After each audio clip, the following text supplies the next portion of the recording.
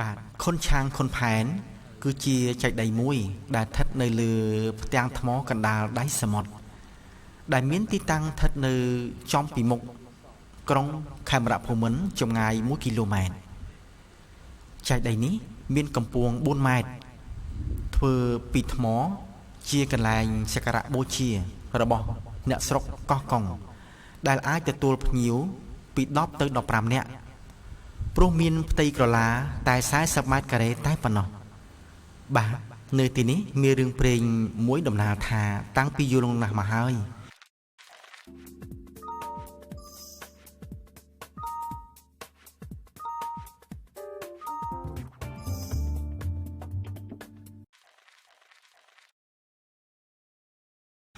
មានស្ត្រីម្នាក់ឈ្មោះនាងភឹមជាកូនអ្នកភូមិបាទ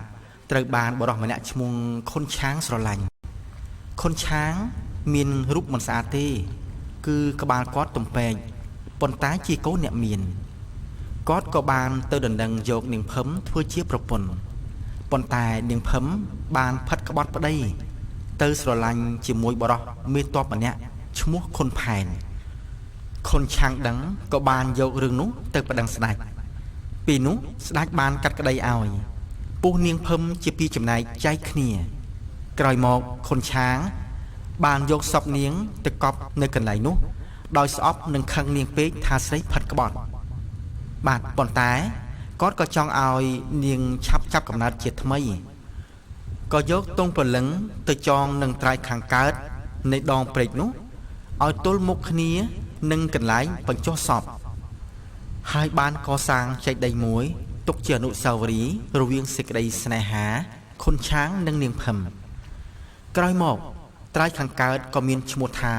ភូមិចេតិយនិងត្រើយខាងលិចក៏មានឈ្មោះថាភូមិដងតុងរហូតមកដល់បច្ចុប្បន្ននេះបាទសពថ្ងៃនេះអ្នកស្រុកកោះកុងតែងតែជួបជុំគ្នានៅពេលដែលមានពិធីបុណ្យទានរបស់ជាតិឬទៅលំហែកំសាន្តព្រោះមានទេសភាពនិងអាកាសធាតុដ៏បរិសុទ្ធបាទសប្តាហ៍នេះបើយើងធ្វើដំណើរទៅកំសាន្តនៅចេតិយខុនឆាង